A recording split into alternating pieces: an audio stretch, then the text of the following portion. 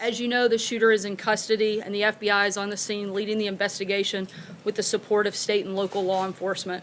This atrocity was a chilling act of mass murder, it was an act of hatred, and above all, it was an act of evil. Anti-Semitism is a plague to humanity, and it is responsible for many of the worst horrors in human history. We all have a duty to confront anti-Semitism in all its forms and everywhere and anywhere it appears. The American people reject hatred, bigotry, prejudice, and violence. We are a nation that believes in religious liberty, tolerance, and respect. And we are a people who cherish the dignity of every human life. Today, America grieves for the precious lives that were cruelly stolen. Our hearts ache for every person who lost a loved one. The 11 Jewish Americans who were horribly murdered represented the very best of our nation. They were brothers and sisters who looked out for each other. They were doctors who cared for citizens in need. They were proud grandparents who taught their grandchildren to value faith, family, and country. And they were the religious heart of the Tree of Life community. Our nation mourns the loss of these extraordinary Americans, and we also pray for those who were wounded. Our hearts are with the 4 brave police officers who were shot and injured while trying to stop the attack. We thank God for these officers and for every member of law enforcement who responded swiftly and bravely. In the wake of the attack, we have witnessed Americans of every faith and tradition coming together to mourn with their fellow citizens, to support one another, and to stand in solidarity with America's Jewish community. The President cherishes the American Jewish community for everything it stands for and contributes to our country. He adores Jewish Americans as part of his own family. The President is the grandfather of several Jewish grandchildren. His daughter is a Jewish American, and his son-in-law is a descendant of Holocaust survivors. Tomorrow, the President and First Lady will travel to Pennsylvania to express the support of the American people and grieve with the Pittsburgh community. And with that, I will take your questions. Jonathan. Sir, the President said over the weekend that he could tone up his rhetoric. What does he mean by that? And does he have any concern at all that his words could inspire or provoke troubled people to do awful things?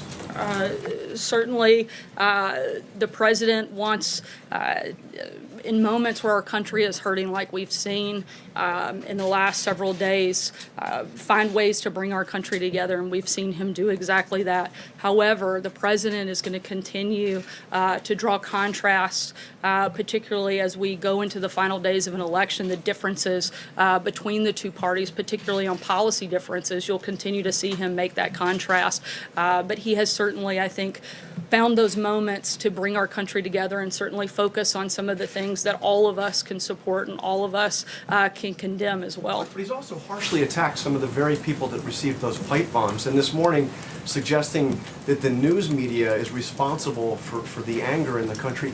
How does he do that when, in the case of the pipe bomber, this was somebody who went to Trump rallies, this is somebody who had a van covered with attacks on the media and praise for the president.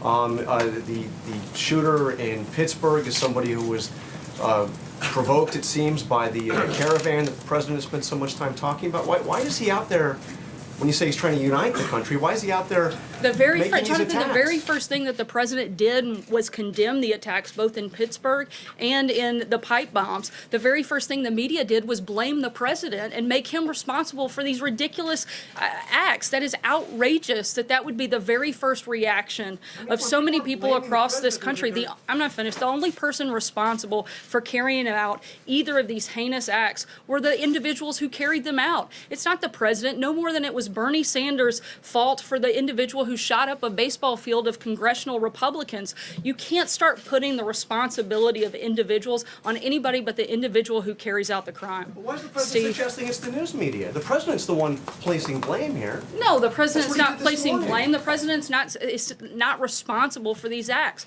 Again, the very first action that the President did was condemn these heinous acts. The very first thing that the media did was condemn the President and go after and try to place blame, not just on the President, but everybody that works in this administration. The major news networks' first public statement was to blame the President, and myself included. I mean, that is outrageous that anybody other than the individual who carried out the crime would hold that responsibility. Steve? What's he going to take to stop these killings from happening over and over and over again? You know, I think if we had a good answer to that, I think everybody in the country would support it. If anybody knows the answer, I think certainly this administration would be all ears. The president spends every single minute of every single day looking for the best ways to protect the safety and security of Americans, and we're going to continue to do that. John? There's a second thing. Is the president going to give a speech on immigration this week? What's your thinking about options in terms of closing the border? We'll keep you posted if there's any scheduling announcement on an address on that topic.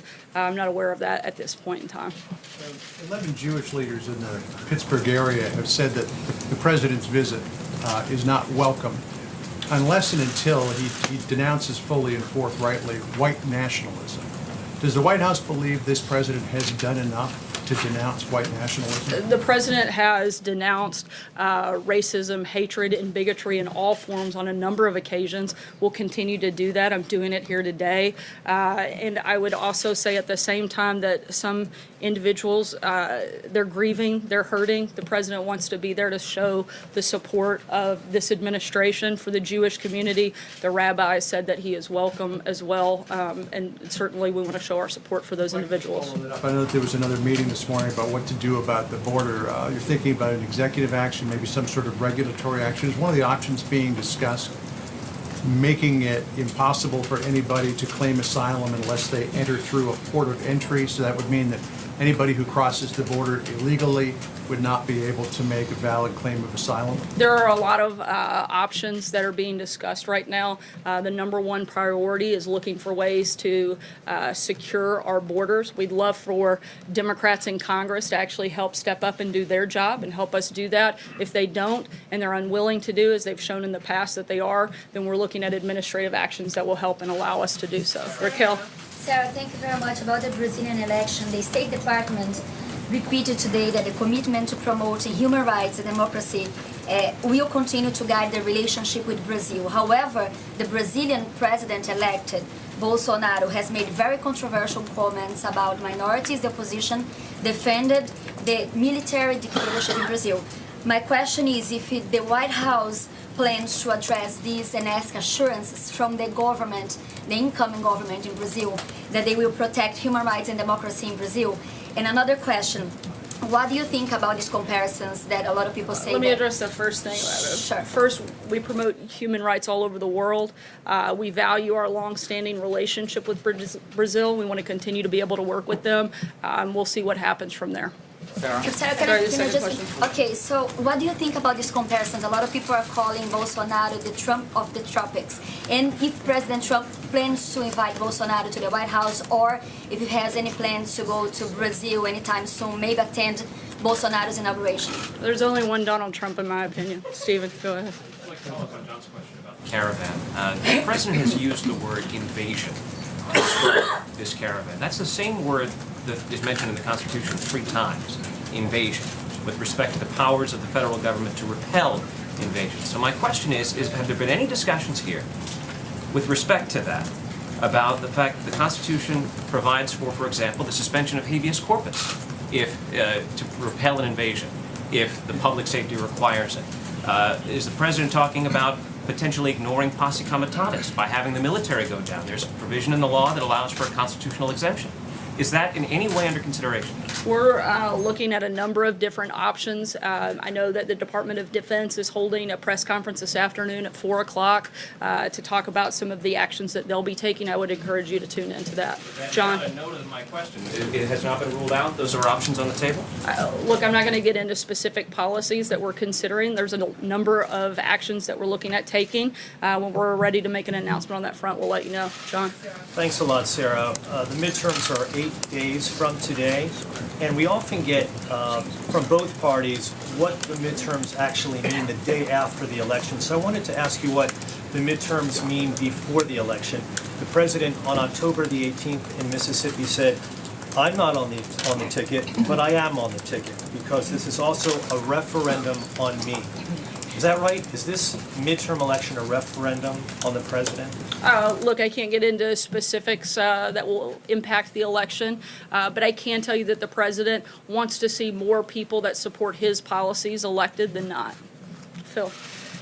Sarah, it's now been 4 weeks since Jamal Khashoggi was murdered inside the Saudi consulate in Istanbul. The president said early on that if the Saudis are found responsible, there would be severe punishment. That's his word. It's now obvious to the world that Khashoggi was murdered. It was premeditated. It was by the Saudis. Why has there been no action? Look, the president met last week with CIA Director Gina Haspel after having gathered additional intelligence on her overseas trip, and the administration is weighing different options and will make an announcement about what the decision of that action is.